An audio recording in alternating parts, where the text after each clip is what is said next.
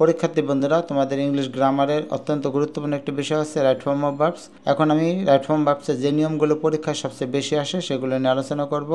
এই ক্লাসের মাধ্যমে তোমাদের রাইট ফর্ম অফ ভার্বসের যে সম্পূর্ণ প্রিপারেশন আশা করি হয়ে যাবে। আমি এখানে একটা প্যাসেজ নিলাম, প্যাসেজটা 2023 বোর্ড থেকে নেওয়া। 2023 সালের বোর্ডের যে নিয়মগুলো এসেছে তোমাদেরও কিন্তু সেই নিয়মগুলো থেকে আসবে, কারণ 2023-24 সালের যে সিলেবাস, শর্ট সিলেবাস একই। তো রাইট ফর্ম ভার্ব যখন তোমরা করবে তখন সবার আগে খেয়াল করবে যে প্যাসেজটা আছে, প্যাসেজটা কোন টেন্সে আছে, প্রেজেন্ট নাকি পাস্ট। যদি পাস্ট টেন্সে হয় তাহলে পাস্ট টেন্সের উত্তরগুলো একটু সহজ হয়, কারণ বেশিরভাগ শূন্যস্থানে পাস্ট ফর্মটা বসে। আর যদি প্রেজেন্ট হয় তাহলে অনেকগুলো নিয়ম অ্যাপ্লাই করতে হয়। তো student life is the best time for, এখানে প্রিপেয়ার আছে শূন্যস্থানে। তো শূন্যস্থানে যে প্রিপেয়ার ভাবটা দেওয়া আছে, এই ভাবটা কিন্তু অবশ্যই প্রেজেন্ট টেন্সে দেওয়া থাকবে। যত ভার্বই থাকুক রাইট ফর্ম ভাবে সবগুলো প্রেজেন্টে দেওয়া থাকবে, এটাকে মূলত সঠিকভাবে বসাতে হবে। তো প্রথমটা কোন রুলসে পড়লো, এই যে দেখো শূন্যস্থানের আগে ফর আছে, ফর একটা প্রিপোজিশন। যে কোনো প্রিপোজিশনের পরে ভাবটা আইএনজি হয়ে যায়। এখানে দেখো নিচে উত্তর দেওয়া আছে, তো উত্তরগুলো তো গাইডেও দেওয়া আছে, টেস্ট পেপারে দেওয়া আছে। তো উত্তরগুলো কীভাবে আসলো সেটা হচ্ছে আমি বুঝিয়ে দিব। বি নম্বরে আছে ইট ইজ কল, এটাকে বলা হয়। যেহেতু বলা হয় আমরা বলি, তার মানে ইট নিজে এখানে সাবজেক্ট না, ইট নিজে কাজ করে নাই। তাছাড়া আর একটা সহজ নিয়ম শিখিয়ে দিই, সেটা হচ্ছে শূন্যস্থানের আগে যদি তোমরা অ্যাম ইজার বা ওয়াজার দেখো তাহলে দুইটা জিনিস বসতে পারে। একটা হচ্ছে ভার্বের সাথে আইএনজি, তা নইলে ভার্বের পাস্ট পার্টিসিপল অর্থাৎ ভার্ব 3। তো এটা তো প্যাসিভ ভয়েসে করা হয়েছে, এটাকে বলা হয় the seed time of life, মানে স্টুডেন্ট লাইফকে বলা হয়। ও কিন্তু নিজে বলে না, আমরা বলি। তো সাবজেক্ট যদি নিজে কাজ না করে তাহলে প্যাসিভ হয়, আর প্যাসিভ হলে এটা আইএনজি না হয়ে ভার্ব 3 হবে। উত্তরটা হবে ইট ইজ কল্ড। তো এখানে কল্ড লিখবে তোমরা, ভার্ব 3 লিখবে। So during this period of life students mustn't, এখানে যে মাস্ট আছে, মাস্ট কিন্তু একটা মডাল অক্সিলারি। মডাল অক্সিলারি পরে ভার্ব প্রেজেন্ট ফর্ম বসে, তাহলে এখানে ওয়েস্ট আছে না, এটা যা আছে তাই থাকবে। The main pursuit of the students, একটা ছাত্রের মূল সাধনা বা মূল কাজ হচ্ছে পড়াশোনা করা। তো এখানে ব্র্যাকেটে দেওয়া আছে বি। আগে আমরা জানি যে এই প্যাসেজটা প্রেজেন্ট টেন্সে আছে, তাহলে বি মানে হবে অ্যামিজারের যে কোনো একটা। এখন দ্য মেন পারস্যুট বা ছাত্রদের মূল সাধনা, এটা তো থার্ড পারসন সিঙ্গুলার নাম্বার, তাহলে এটা হয়ে যাবে ইজ, কারণ আইয়ের সাথে এম বসে আর প্লুরালের সাথে আর বসে।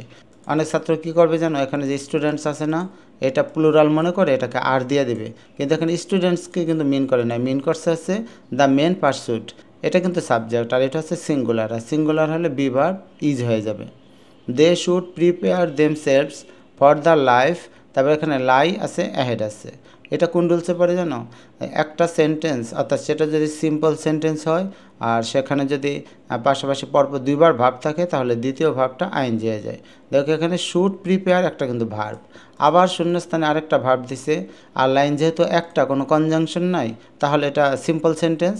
তো সিম্পল সেন্টেন্সে পরপর দুইটা ভার্ব থাকলে দ্বিতীয় ভার্বটা আইএনজি হয়ে যায়, তাহলে লাইটা হয়ে যাবে লাইং। লাইং মানে এটা দেখে নাও, LYING। দে শুড অলসো, এই যে শুড মডাল অক্সিলারি, একটু আগে তো বললাম মডাল অক্সিলারি থাকলে ভার্ব প্রেজেন্ট ফর্ম হয়, অর্থাৎ এখানে যা আছে তাই হবে। বাই একটা প্রিপোজিশন, প্রিপোজিশনের পর ভার্বের সাথে আইএনজি হয়ে যায়, এই কারণে এটা রিডিং হয়ে যাবে। তো বাই রিডিং নিউজ পেপার, পত্রিকা পড়ে, they will know what happen. What happen অর্থ কী ঘটে বা কী ঘটছে, তাহলে আমরা পত্রিকা পড়ে জানতে পারি কী ঘটে অথবা কী ঘটছে, দুইটাই দেওয়া যায়। যদি আমরা বলি এটা ঘটছে তাহলে হোয়াট ইজ হ্যাপেনিং, আর যদি বলি ঘটে তাহলে what happens.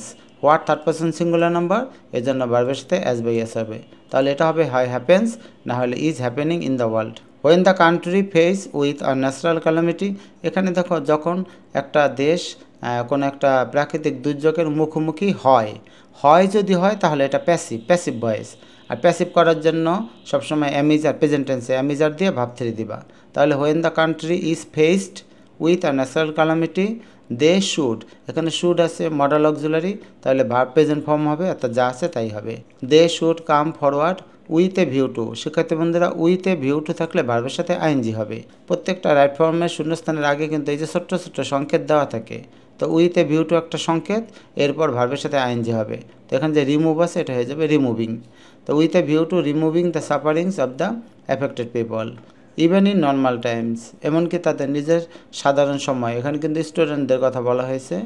Even in normal times they engage themselves in acts of social service. এমনকি পড়াশোনার বাইরে অন্য যে কোনো সময় তাদের যুক্ত থাকতে হয় বা তারা যুক্ত থাকে বা তাদের যুক্ত থাকা উচিত। যেহেতু আমরা উচিত অর্থে ভাষাটা ভালো মিলে, এই কারণে এখানে একটা শুড দিয়ে দিবে। উত্তরটা হবে they should engage themselves in acts of social service. The students can not do well in the examination without কিন্তু একটা প্রিপোজিশন, আর প্রিপোজিশনের পর ভাবের সাথে কী হয়, আইএনজি বসে। It is a pity that, দুঃখের বিষয় এই যে many students are trying to, এই যে টু আছে, টুর পরে ভার্বের প্রেজেন্ট ফর্ম বসে। তো টু প্লাস ভার্ব ওয়ান মানে ইনফিনিটিভ, এটা অনেকেই জানে। টুর পরে এখানে যে ভার্বটা প্রেজেন্ট আছে, এই সাকসিডই হবে। তো শিক্ষার্থী বন্ধুরা, এভাবে কতটুকু বুঝলে আমি জানি না, যেহেতু রুলস অনেকগুলোই আছে, তার মধ্যে কমন কিছু রুলস আসে। একটা জিনিস খেয়াল রাখবে, সেটা হচ্ছে প্রত্যেকটা শূন্যস্থানের আগে একটা ক্লু থাকে, সেই ক্লুগুলো তোমাদের মনে রাখতে হবে, রুলসগুলো মনে রাখতে হবে। আর কিছু কিছু আছে বাংলা অর্থের উপর নির্ভর করে পাল্টায়, যেমন প্যাসিভ ভয়েসগুলো। আরও একটা প্র্যাকটিস করি তাহলে ভালো বুঝবে। Cricket be a popular game, তার মানে আগে আমাদের বুঝতে হবে রাইট ফর্ম ভার্বটা প্রেজেন্টে নাকি পাস্টে। তো ক্রিকেট একটা জনপ্রিয় খেলা, এটা নিশ্চয়ই অতীতকাল না, এটা বর্তমানকাল। তার মানে এখানে যে ব্র্যাকেটে বি আছে, বর্তমানকালে বি ভার্বটা হয়ে যায় অ্যামিজার, মানে অ্যামিজারে যে কোনো একটা বসবে। তো ক্রিকেটের সাথে কি বসে, is. Cricket is a popular game. Now A days, বর্তমানে। পিপল, লোকজন। Long to watch it to get pleasure. A long মানে ইচ্ছা পোষণ করা, লং মানে লালায়িত হওয়া, লং মানে হচ্ছে কোনো কিছুর প্রতি আকর্ষণ বোধ করা, অপেক্ষা করা। এই লং হচ্ছে একটা ভার্ব। লং মানে লম্বা বা দীর্ঘ, ওইটা না, কিন্তু ওইটা তো অ্যাডজেক্টিভ হয়ে যাবে, এটা হচ্ছে ভার্ব। তাহলে বর্তমানে মানুষজন, লোকজন। লং টু ওয়াচ, পিপল কিন্তু থার্ড পারসন প্লুরাল নাম্বার, এই জন্য ভার্বের সাথে অ্যাজ বাই অ্যাস হয় নাই, লংটা লংয়ে থাকবে। People long to watch it to get pleasure. Cricket call a gentleman's game too. ক্রিকেটকে বলা হয় ভদ্রলোকের খেলা। তো ক্রিকেটকে নিজে বলে নাকি ক্রিকেটকে বলা হয়? কেউ বলে না, আমরা বলি। তাহলে ক্রিকেট কিন্তু নিজে কাজ করলো না। সাবজেক্ট নিজে কাজ না করলে এটাকে বলে প্যাসিভ ভয়েস। আর প্যাসিভ ভয়েসে করতে গেলে প্রেজেন্ট টেন্সে এখানে অ্যামেজার দিয়ে তারপরে ভার্ব থ্রি দিতে হবে। তাহলে উত্তরটা হবে cricket is called a gentleman's game too. A bond of friendship, বন্ধুত্ব। ক্রিয়েট, তৈরি করে নাকি তৈরি হয়, আবারও প্যাসিভ। আর প্যাসিভ মানে অ্যামিজার ভার্ব থ্রি। তাহলে উত্তরটা হবে a bond of friendship is created among the playing nations. তো বাংলাদেশ ক্রিকেট টিম কী নামে পরিচিত? অ্যাজ দ্য টাইগার্স, টাইগার নামে। এখন বাংলাদেশ ক্রিকেট টিম তো নিজে পরিচয় করে না, আমরা আমাদের মাধ্যমে পরিচিত হয়, এটা প্যাসিভ। আরও একটা বিষয় আমি শিখিয়ে দিয়েছিলাম একটু আগে, সেটা হচ্ছে অ্যামিজার দেখলে ভার্ব থ্রি বসায় দিবা। তাহলে নোর জায়গায় হইব known. The Bangladesh national cricket team is popularly known as the Tigers. Hour cricket team, এখানে দেওয়া আছে বি ভেরি অর্গানাইজড। আমাদের যে ক্রিকেট টিম আছে এরা খুবই সুশৃঙ্খল। তো এখানে সিঙ্গুলার আছে, দেখতে মনে হয় টিম কিন্তু এটা সিঙ্গুলার, এই জন্য অ্যামিজারের ইজ বসলো।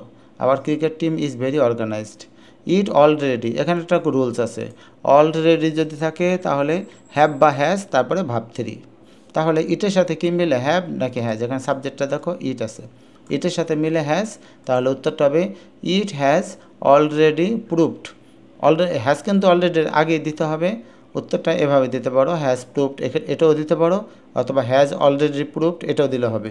ইটস ওর্থ মানে যোগ্যতা, in many an international match. Our cricketers, এখানে দেখে নেবে আগে প্লুরাল আছে, বি আছে, বি মানে অ্যামিজার, তাহলে যেহেতু এটা প্লুরাল আছে তাহলে হবে are. Our cricketers are capable of একটা প্রিপোজিশন, আর প্রিপোজিশনের পরে ভার্বের সাথে আইএনজি হয়। তো এটা কম্পিট আছে, এটা হবে competing with the রেনোন্ড cricket teams of the world. The Prestige of our country already, একটু আগে বললাম অলরেডি থাকলে হ্যাভ অ্যাজ ভার্ব থ্রি। এখানে দ্য প্রেস্টিজ আছে, দ্য প্রেস্টিজ মানে হচ্ছে সম্মান, এটা থার্ড পারসন এবং সিঙ্গুলার, এই জন্য এখানে আমাকে কি দিতে হবে, হ্যাভ অথবা হ্যাজের মধ্যে হ্যাজ দিতে হবে। তো has already gone up in the international arena thanks to our cricket team in spite of its renown sometimes our cricket team shock. এখানে বলছে যে ক্রিকেট টিম মাঝে মাঝে আমাদের যে সম্মান বয়ে আনে, এর পাশাপাশি আমাদেরকে শক করে। শক আস, তো ক্রিকেট টিম যেহেতু সাবজেক্ট আর আমাদেরকে শক করে, এটা থার্ড পারসন সিঙ্গুলার নাম্বার, এর জন্য ভার্বের সাথে অ্যাস হবে। Cricket team shocks us by একটা প্রিপোজিশন, আর প্রিপোজিশন পর ভার্বের সাথে হবে ING, by performing poorly. Even after that, এমনকি তারপরেও উই বিলিভ, আমরা বিশ্বাস করি যে আওয়ার ক্রিকেটার্স, আমাদের ক্রিকেটাররা উইল আউটশাইন। উইল কেন দিলাম? এখন আমরা বিশ্বাস করি যে আমাদের খেলোয়াড়রা আরও ভবিষ্যতে আরও উন্নতি করবে। করবে মানে আমরা বুঝাইছি যেটা ফিউচারে আছে, আর ফিউচার হলে তো উইল প্লাস ভার্ব ওয়ান বসবে। হাউএভার, যাই হোক, they need their vigorous practice to reach their goals. এটা কিন্তু সাধারণ প্রেজেন্ট, আর দেটা প্লুরাল, এই জন্য ভাবটা প্রেজেন্ট ফর্মে বসবে। লাস্ট আর একটা প্যাসেজ অল্প কথায় বুঝিয়ে দিই। হোয়াইল থাকলে ভার্বের সাথে আইএনজি, তাহলে উত্তর হবে eating. While eating we should, should থাকলে শুড মডাল অক্সিলারি, তাহলে ভার্বে প্রেজেন্ট ফর্ম হবে। আর ব্র্যাকেটে আছে ভার্বে প্রেজেন্ট ফর্ম, তাহলে এটা বিআরই থাকবে। উত্তরটা হবে while eating we should bear in mind that, যখন আমরা খাই তখন আমাদের মনে রাখতে হবে যে we don't eat just to, আমরা শুধুমাত্র খাই না কিসের জন্য, টুর পরে ভার্বে প্রেজেন্ট ফর্ম বসবে, তো এখানে স্যাটিসফাই আছে, স্যাটিসফাই হবে। হাঙ্গার, আমরা শুধু ক্ষুধা নিবৃত্ত করার জন্যই খাই না। অর টু, টুর পরে ভার্ব ওয়ান, ফিলটাই হবে। অর টু ফিল দ্য বেলি, আমরা শুধুমাত্র পেট ভরার জন্য খাই না।